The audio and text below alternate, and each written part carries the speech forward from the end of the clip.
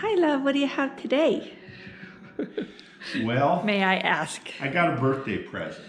I guess so. And we don't have an unboxing on this. This is a server.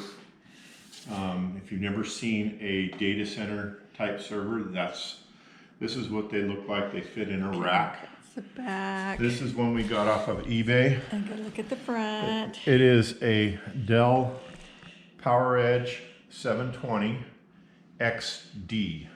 Wow.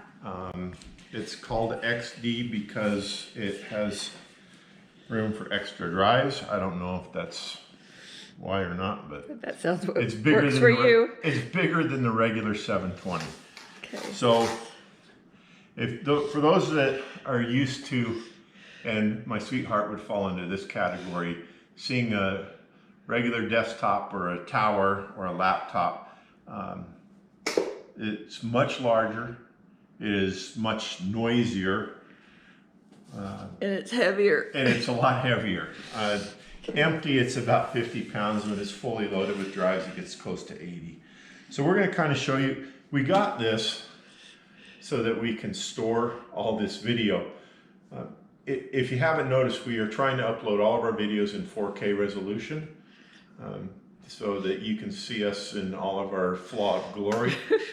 All of us, old people glory. But we want to try to be current and not have low res videos. So we'll kind of go over what this is. On the back side here, I'll move it to the edge so you can kind of see more clearly. I'm going to reach behind you here and get a screwdriver to point with. My behind's in the way. Okay. So we'll start over here. We have a port over here for regular Ethernet connection. This is what allows me to connect to this remotely and actually power it on and off and get into some of the settings on it. You have some ports here to connect a monitor. This one's for serial. This one's for just a VGA monitor. There's a couple of regular USB ports here. And then we have here our Ethernet connections, two of which are 10 gig and the others are gig connections. We have plates here because you can put expansion cards inside. When we open it up, you'll see that.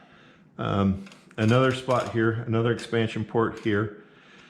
This port here has a memory card that can be used with the onboard RAID controller, which is for controlling the drives for multiple drive failure. And these are the two power supplies. Both of them are hot swappable. You push the little tab here and they will slide out and in. And one of the features that this has is back here. We also have, these are just covers that cover these spots, but there's two spots back here for two drives as well that are regular SATA drives, which we are going to use in this server. And when I open it up here, you'll see how we're going to use those.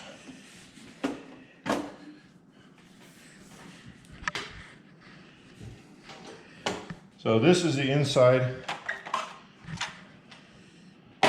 of a data center server. This one has two processors in it right here.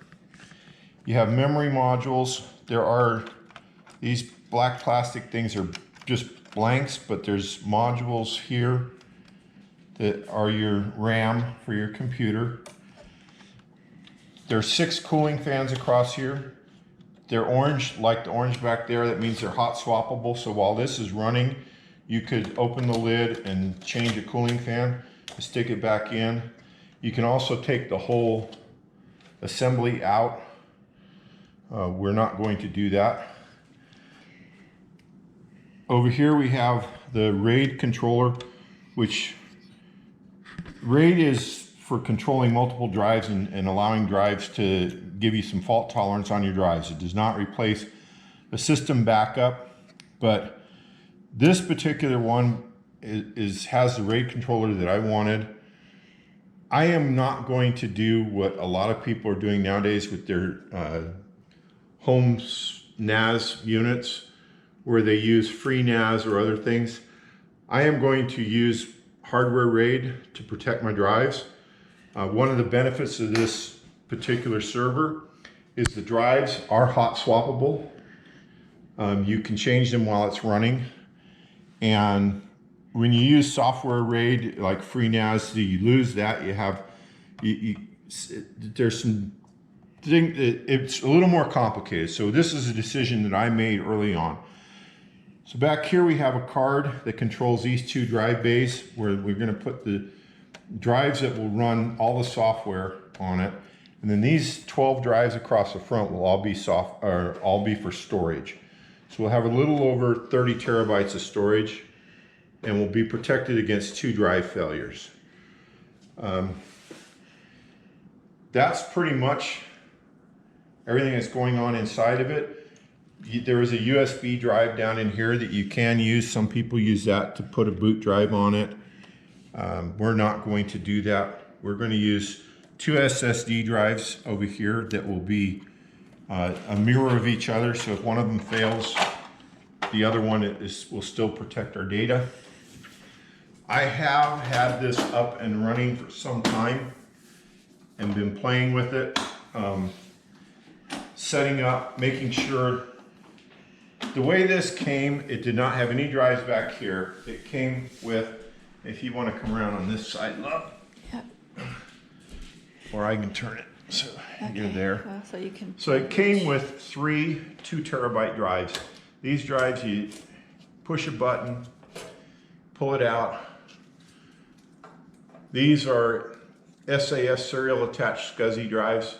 They have a little bit of a different connector than the ones in your home computer have, and we can show that. What I have is I bought off of Amazon a bunch of drives, and I don't have scissors. I will get you scissors. Now you have scissors. So these are purportedly new old stock 3 terabyte drives that came with the caddies on them that will just plug right in.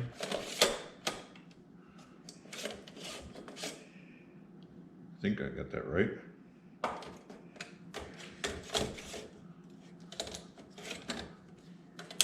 There. Yeah. So it has to be Open to open when you slide it in. Okay. Otherwise it doesn't go in all the way. All So right. those will lock in like that. You can see these actually have the 3 terabyte label on them. They're new drives. So those will replace these ones that came, but with these in there, I have updated all the BIOS, the firmware on everything in here has all been updated, and we're ready to go with these drives. And then in the back, we're going to use a pair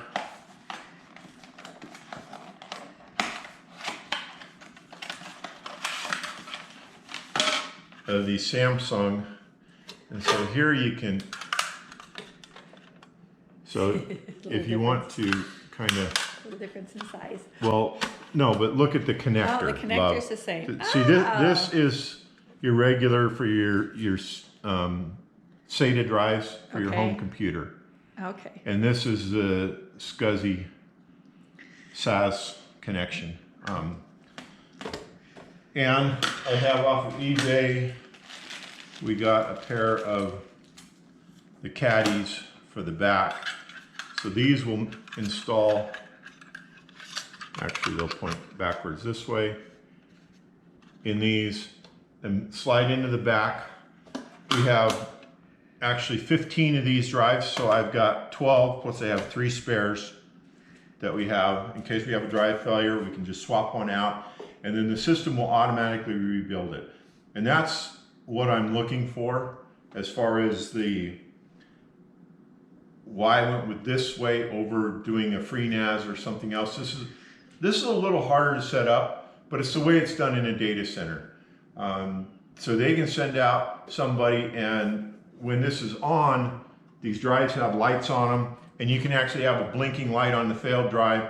And so then my sweetheart here can go down there and she can take a new drive out of a bag, find the one with the blinking light, she pushes the button, pulls the lever, slides it out, pushes the button, takes a new drive.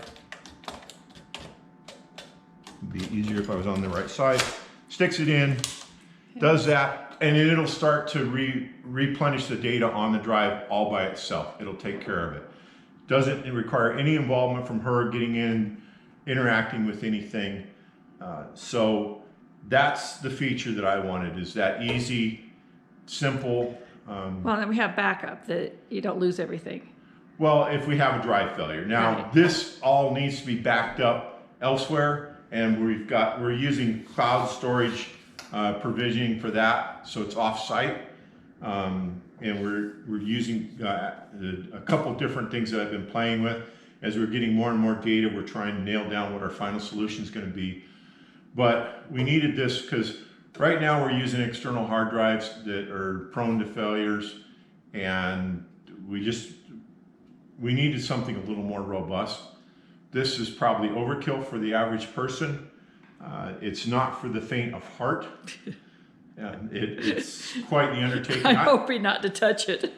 And these are really, really loud. Now I have gone into this one and I've turned the fan speed down to about 4,000 RPMs, which right now it's in where we sit on our computers. It's right next to us, so that makes it manageable. It does use a fair amount of electricity as well.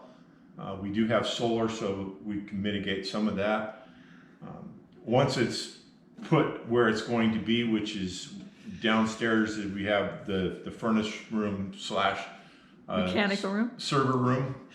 Then I'll let the fans be self-regulating, and they can run at higher speeds if needed. But right now I've been running a manual override because we haven't been putting a lot of stuff into it. And I have gone through and I actually configured one of the drives that came with it as having all my data on it, so that would mimic these back here. And then I was able to get the other two set up in a RAID configuration and ran some tests and made sure that everything was going to work the way that I want it to, and which I did. So having been able to, did kind of a proof of concept on that. And so now we're going to actually populate all the drives into it and get it up. I'm going to have to, reinstall everything on these drives and reconfigure everything, and then we can actually start storing data on it. How much of that we'll be able to show you, we'll see. We're still working on that, but we wanted to at least capture this and let you see what we're using to store all of our data on. Okay, so thanks for watching.